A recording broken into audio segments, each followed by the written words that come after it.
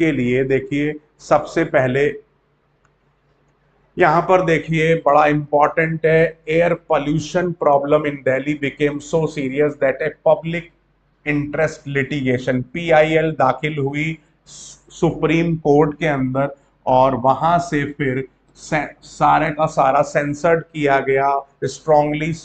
Supreme court ने सम्मन पास किया under the directives and government से पूछा गया कि कितने स्पेसिफिक टाइम्स में अप्रोप्रिएट मेजर्स लिए जाएं, switch over the entire fleet public transport और बसेस को उन्होंने कहा डीजल से सीएनजी पर स्विच किया जाए, और यही ईयर था 2002 और जहां से सीएनजी की शुरुआत हुई। And that is very important for CUET, जो आपसे एग्जाम में पूछा जा सकता है। अब आता है why CNG is better than diesel, that is again very important for CUET कि भाई क्यों कह रहे हैं हम सीएनजी को क्यों लेना चाहते हैं, वाई सीएनजी। तो दैट इज वेरी इंपॉर्टेंट। देखिए आंसर क्या है, आंसर ये है, देखो एक तो सीएनजी डीजल से ज्यादा एफिशिएंटली बर्न होती है, इसका मतलब यह है कि डीजल के अंदर अनबर्न्ड हाइड्रोकार्बन्स ज्यादा होते हैं, लेकिन सीएनजी के अंदर अनबर्न्ड हाइड्रोकार्बन कम होते हैं। पर पेट्रोल भी और डीजल से दोनों से अगर हम कंपेयर करें in automobiles and very little of left unburned, आ गई देखिए बात। तो that is very important for CUET, तो ये ध्यान रखें। दूसरा पॉइंट आपको ध्यान में रखना है कि more over CNG cheaper than petrol, और डीजल सस्ती है। तीसरा पॉइंट हो गया जी आपका कि चोर इसे चुरा नहीं सकते, वहां तो पेट्रोल को चोरी किया जा सकता है लेकिन गैस को उस सिलेंडर से निकालने का कोई तरीका नहीं है, और ये ना ही मिलावट हो सकती है, एडल्टरेटेड मतलब मिलावट। तो ये इतने सारे फायदे हैं जिन फायदे की वजह से इसे चुना गया है। So that's all are very important for CUET and you have to focus on that, इस पर ध्यान देने की जरूरत है।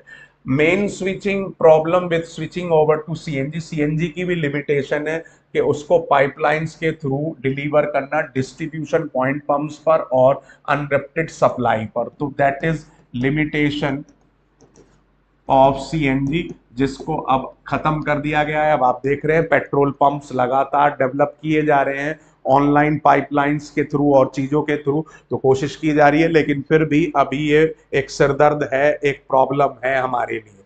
Simultaneously parallel step taken in Delhi to reduce vehicular pollution, phasing out of old vehicles, उनको खत्म करना, use of unleaded petrol, use of low sulfur petrol and diesel, use of catalytic converters, application of stringent pollution norms, ये सारी चीजें करी जा रही हैं। तो ये एडिशनल मेजर्स हैं for pollution control in India along with CNG। ठीक है जी, तो ये आपको ध्यान में रखने हैं, that is again very important point. उसके बाद फिर जैसे यूरो 3 नॉर्म्स, अब तो 6 आने वाला है, यूरो 6, तो इस तरीके से आप देख रहे हैं कि इसमें अलग अलग लेवल डिसाइड किए गए। पहले 350 पार्ट्स पर मिलियन था ये मिलियन, अब उसके बाद फिर पेट्रोल में 150 था, अब ये फिर 42% एरोमेटिक हाइड्रोकार्बन को कंटेन करने के लिए और लेवल इसका गिराया गया। फिर अब ये आपका सल्फर को आपका 50 ppm पर लाया गया। अब इसी तरीके से अलग अलग यूरो सेकंड अब जो चल रहा है उसमें, और मास एमिशन स्टैंडर्ड्स इन इंडिया ये अब और बेहतर किए जा रहे हैं, इंजन ही इतने बेहतरीन बनाए जा रहे हैं कि वो इस तरीके की सारी समस्याओं को खत्म करने के लिए कोशिश की जा रही है। तो ये इंजीनियरिंग की एक मिसाल डेवलप की जा रही है टू कंटेन दैट पर्टिकुलर। तो all are very important for CUET. अब आप देख सकते हैं ये पूरा का पूरा एक लिस्ट दी हुई है 4 व्हीलर्स के लिए। भारत स्टेज 4, जिसके अंदर आपको जो ये अप्रैल 2017 तक लागू हो जाना था 3 व्हीलर्स में, भारत स्टेज 4 1 अप्रैल तक तो ये सारी की सारी चीजें अब तो भारत स्टेज 5th और 6th की बातचीत चल रही है, उनके ऊपर कोशिश चल रही है ताकि इसको बेहतर किया जा सके। अब सब्सटेंशियल फॉल आया है CO2 और SO2 का इन दिल्ली बिटवीन 1997 से लेकर 2005 में, क्योंकि 2005 में क्या यूज होना शुरू हो गया, CNG यूज होनी शुरू हो गई, और जिसके वजह से काफी चेंजेस आए हैं। वेस्ट वाटर, देखो वेस्ट वाटर की हम बात करें तो वेस्ट वाटर का सबसे बड़ा कारण है जो सीधा सीवेज वाटर है, उसको सीधा नालियों से होते हुए सीधा रिवर बॉडीज में या वाटर बॉडीज में डाल देना। हालांकि अब STP आपने पढ़ा था माइक्रोब्स इन ह्यूमन वेलफेयर वाले चैप्टर में, तो उसमें गवर्नमेंट कोशिश कर रही है STP के थ्रू रिड्यूस करने की कि ये सीवेज ट्रीटमेंट को किया जा सके, क्योंकि पॉन्ड्स, लेक्स और रिवर्स जितनी भी हैं ये सब हमारे ग्राउंड वाटर रिसोर्सेज हैं, पोर्टेबल और ड्रिंकिंग वाटर के रिसोर्सेज हैं, तो इनमें कोई भी खराबी नहीं होनी चाहिए। अब देखिए इन सबको बचाने के लिए specially water prevention and pollution control board बनाया गया 1974 में for the safe guard of water.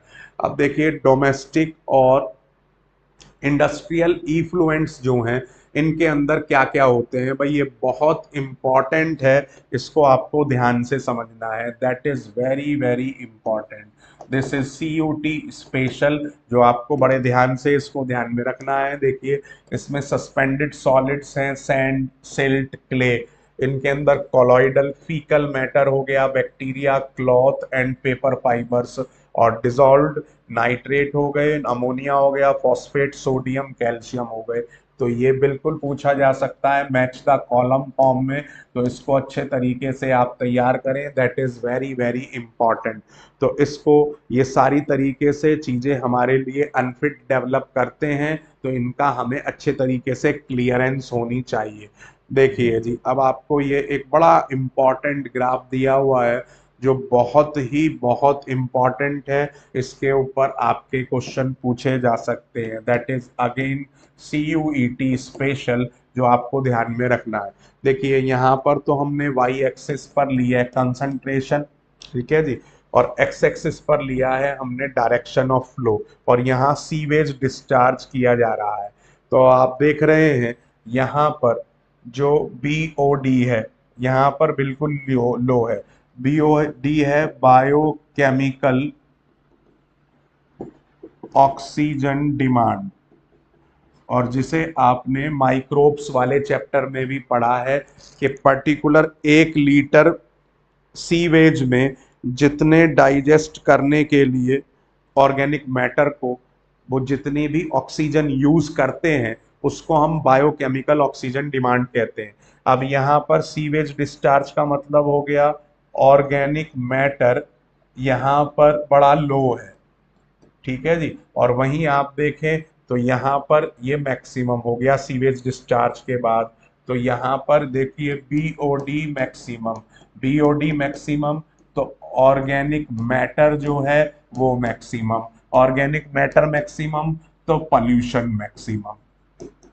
तो अब आप देख रहे हैं यहाँ पर डिजॉल्व्ड ऑक्सीजन लो हो गई, डिजॉल्व ऑक्सीजन बिल्कुल लो है, लेकिन जैसे जैसे सीवेज कम होता चला जा रहा है डायरेक्शन फ्लो, आप देख रहे हैं डिजॉल्व ऑक्सीजन बढ़ती चली जा रही है और BOD घटती चली जा रही है। तो ये एक बड़ा इंपॉर्टेंट है भाई, 100% इसके आने के चांसेस है। अब आप देख रहे हैं जहां जहां BOD ज्यादा है, देखो अब ऑक्सीजन नहीं मिली फिशेस को, सो दे विल किल, और यहाँ ऑफ क्लीन वाटर ऑर्गेनिज्म का भी डिसअपियरेंस हो जाएगा, लेकिन यहाँ पर वो फिर रीअपियर हो जाएंगे क्योंकि BOD कम हो गई और डिजॉल्व ऑक्सीजन, अब सांस लेने के लिए उन्हें पर्याप्त ऑक्सीजन मिल रही है, एनफ ऑक्सीजन मिल रही है। So that is very very important, certain question will come, तो प्रिपेयर अकॉर्डिंगली। मैं फिर कह रहा हूँ बहुत ही इंपॉर्टेंट है और मैंने बहुत बेसिक लेवल पर आपको इसको समझाया है और बताया है। देखिए जी अब यहाँ पर आपको बता रहे डिजॉल्व साल्ट्स जो होते हैं ये नाइट्रेट, फॉस्फेट्स और अदर, यहाँ पर सबसे बड़ी दिक्कत है कि ये डेवलप करते हैं आपका एल्गल ब्लूम, ये क्या डेवलप कर देते हैं? Algal Bloom, algal algal growth develop कर देते हैं, साइनोबैक्टीरिया जिसे हम कहते हैं। अब साइनोबैक्टीरिया डेवलप होने की वजह से यहाँ पर फिशेस मर जाती हैं ड्यू टू कट कटिंग और no supply of oxygen, oxygen की सप्लाई कट होने की वजह से ऐसा होता है। इसके अलावा बैक्टीरिया और अदर माइक्रो ऑर्गेनिज्म इस ऑर्गेनिक मैटर को डाइजेस्ट कर देते हैं। अब मैंने आपको बताया था बायोकेमिकल ऑक्सीजन डिमांड क्या है कि 1 लीटर में 1 लीटर ऑर्गेनिक मैटर को डाइजेस्ट करने में माइक्रोब्स जितनी आपका ऑक्सीजन एब्जॉर्ब कर रहे हैं या यूज कर रहे हैं उसको डाइजेस्ट करने में, उसको हम बायोकेमिकल ऑक्सीजन डिमांड कहते हैं। अब इसमें देखिए ये आपको सेम डिक्लाइन वही चीज दिखा रखी है। अब यहाँ मोर्टेलिटी और फिश और एक्वाटिक ऑर्गेनिज्म। अब प्लैंक्टोनिक, प्लैंक्टोनिक मतलब आप जानते ही हैं प्लैंक्टॉन्स की क्या खासियत है। प्लैंक्टॉन्स ये आपके प्रोटिस्टा के मेंबर हो गए, प्रोटिस्टा। इसके अंदर एक तो ये माइक्रोस्कोपिक होते हैं, दूसरा ये float on water surface, on water bodies, on the surface of water bodies और float passively in water current. जिस डायरेक्शन में ही पानी बह रहा होता है उसी डायरेक्शन में ये फ्लोट करते हैं, ठीक है। तो ये उसी डायरेक्शन में इजीली फ्लोट करते हैं, इसीलिए इन 3 रीजन से इनको प्लैंक्टॉन्स बोलते हैं हम। अब ये 2 तरीके के हो गए, एक तो फाइटोप्लैंक्टन और एक जू प्लैंक्टन। जो एनिमल की तरह दिखते हैं वो आपका फाइटोप्लैंक्टन, और जो प्लांट्स की तरह एनिमल की तरह दिखते हैं जू प्लैंक्टन, और जो प्लांट्स की तरह दिखते हैं वो फाइटोप्लैंक्टॉन्स।